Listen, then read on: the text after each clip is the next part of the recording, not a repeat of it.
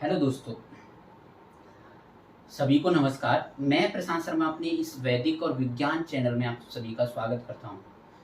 दोस्तों, पिछले कुछ समयों से या कुछ वर्षों से मैं कुछ मुद्दों पर सुनते आ रहा हूं, जैसे कि सबसे बड़ा मुद्दा है जाति प्रथा। ओके, जाति प्रथा के नाम पर जो धर्म ग्रंथ हैं उनको बहुत बदनाम किया जाता है। तो बहुत से लोग बोलते हैं कि धर्म ग्रंथ जो रामायण है, भागवत है, मनुस्मृति है, गीता है, इनमें जाति जो प्रथा है उनका शुरुआत वहाँ से हुआ है। ओके, जाति विभाजन जो है वहाँ से हुआ है। गीता हो गया है, मनुस्मृति है, वहाँ से जाति विभाजन हुआ है। ओके, लेकिन कुछ लोग ऐसे होते हैं कि जिनने कहीं पढ़ा नहीं, कहीं देखा नहीं, जस्ट सुनने की वजह से वो क्या है, ऐसी भ्रांतियां बना लेते हैं। ओके, तो उन्हीं की भ्रांतियों को थोड़ा स्पष्ट करने के लिए मैं कुछ चीज़ें रिसर्च करके लाया हूँ गीता से और मनुस्मृति से। ओके, जाति प्रथा जो है पुराने समय से नहीं है। जाति प्रथा कुछ 100 या 200 साल पहले से है। ओके, जब से अंग्रेजों का शासन या मुगलों का शासन आया तब से है। और वो भी जब से है वो भी इस वजह से बिकॉज ऑफ उन्होंने हमारे धर्म ग्रंथों के साथ कुछ छेड़खानी की है, या फिर धर्म ग्रंथों के अंदर जो मैनिपुलेशन है वो किया है। ओके, लेकिन कुछ चीज़ें अभी भी धर्म ग्रंथों में हैं। ओके, तो उन्हीं चीज़ों को लेकर के मैं आपके सामने आया हूँ।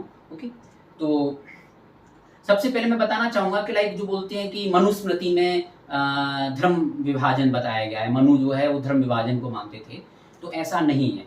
ओके, सबसे पहले मैं एक सीधा सा एग्जाम्पल देता हूँ। हमारे जो धर्म ग्रंथ हैं, जैसे श्रीमद् भागवत महापुराण जो है, या मनुस्मृति में जो बात करते हैं कि सृष्टि की रचना कहाँ से हुई थी। सृष्टि की रचना में पहले त्रिदेव आए थे। त्रिदेव में जो ब्रह्मा जी है, ब्रह्मा जी से मनु और शत्रुपा का प्रादुर्भाव हुआ था। ओके, और मनु शत्रुपा से ही आगे जाके सृष्टि की रचना हुई। तो इसी चीज से आप समझिए कि पहले जाति नहीं थी। मनु शत्रुपा की सभी संतान हैं। हम यदि हिंदू धर्म के हिसाब से देखें कि मनु शत्रुपा है, उन्हीं की सभी संतान है, तो वहां पर जातियां कैसे आ सकती हैं? क्योंकि सभी संतान एक जैसी है।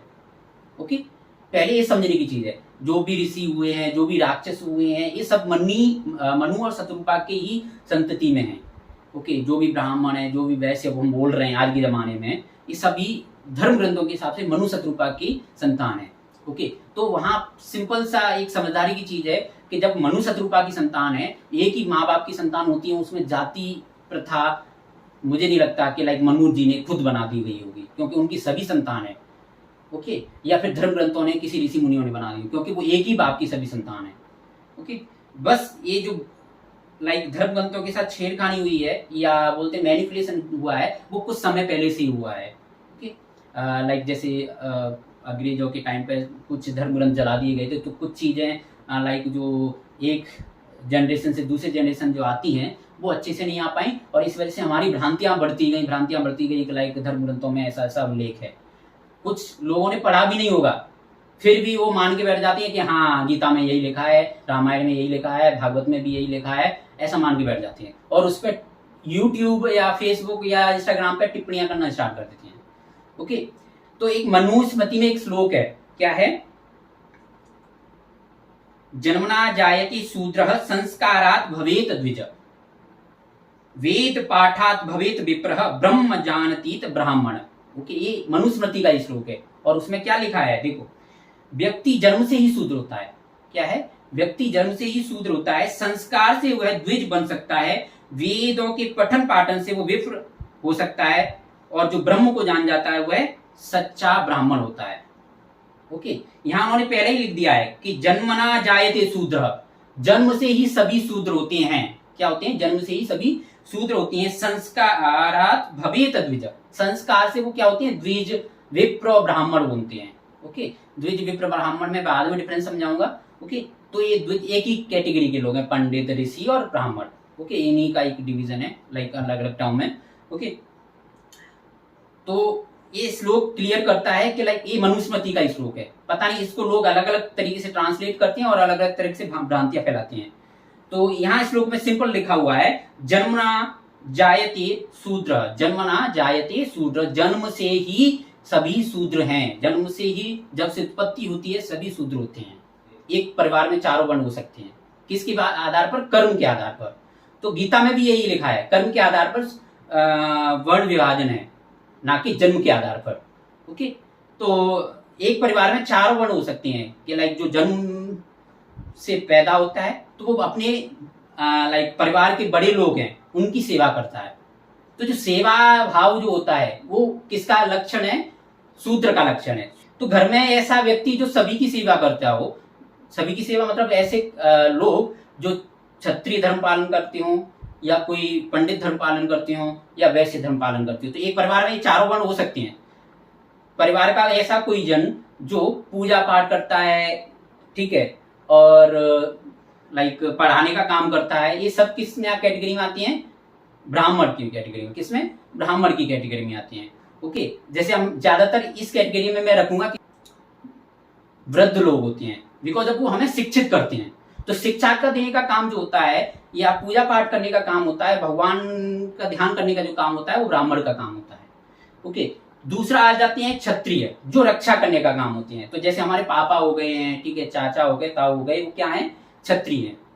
इनके 2 काम हो सकते हैं, वो एक कभी क्षत्रिय होते हैं, कभी वैश्य होते हैं।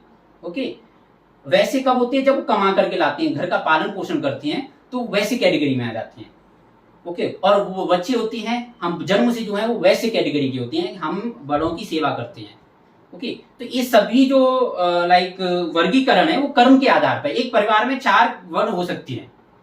ओके, यदि हम ग्रंथों को देखा जाए उसके हिसाब से बहुत सारे एग्जाम्पल है। मनु के बहुत सारे संतति हुई, जिसमें कुछ संतति पहले ब्राह्मण थी, बाद में शूद्र हो गई, कुछ संतति पहले ब्राह्मण थी फिर राक्षस हो गई, कुछ संतति ऐसी थी जो क्षत्रिय थे बाद में ब्राह्मण हुए थे। अभी मैं आपको गीता में भी बताता हूँ। गीता में भी ऐसे ही कुछ विवरण दिया गया है कि लाइक जो वर्ण व्यवस्था है वो बनाई नहीं गई है। वर्ण व्यवस्था जो होती है कर्मों के आधार पे है। तो इसमें एक श्लोक है गीता में, अध्याय 4 है, जिसमें श्लोक है 13वां श्लोक, चातुर्वर्ण्यम मया सृष्टम गुण कर्म विभाग स। एक श्री कृष्ण जी ने बोला है कि जो ब्राह्मण, क्षत्रिय, वैश्य और शूद्र, चातुर्वर्ण्यम मतलब 4 वर्ण, मया सृष्टम मेरी रचना है।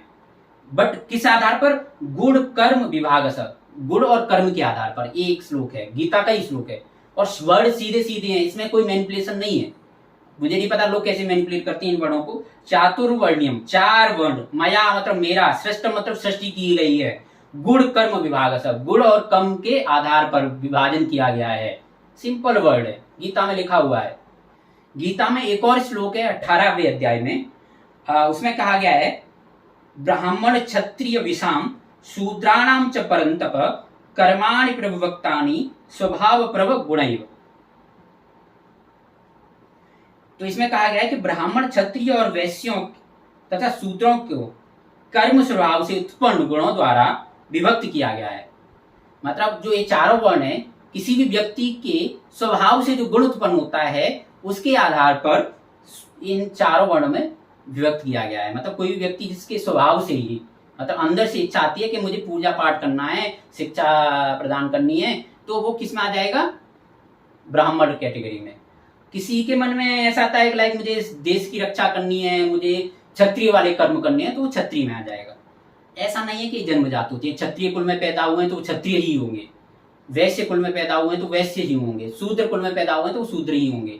मैंने पहले भी बताया है कि लाइक ये 4 वर्ण है, एक जो व्यक्ति है वो 4 वर्णों का हो सकता है, एक टाइम पे नहीं, हाँ, एक जीवन में 4 वर्णों से गुजर सकता है।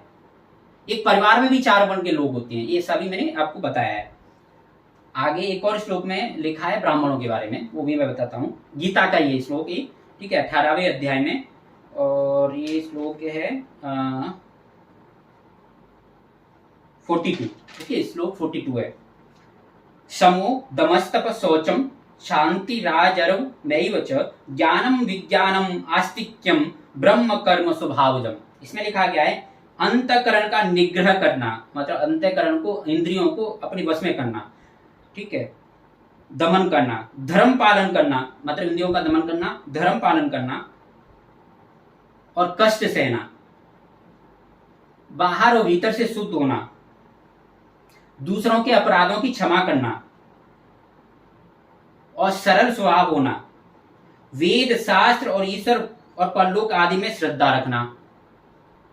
ये सभी जो लक्षण होती हैं वो ब्राह्मण के लक्षण होती हैं। एक और श्लोक है गीता में जिसमें क्षत्रियों के बारे में बताया है, शौर्यम तेजो धृतिर्दाक्ष्यम युद्धे चाप्य पलायनम दानमीश्वर भावश्च छात्रम कर्म स्वभावजम।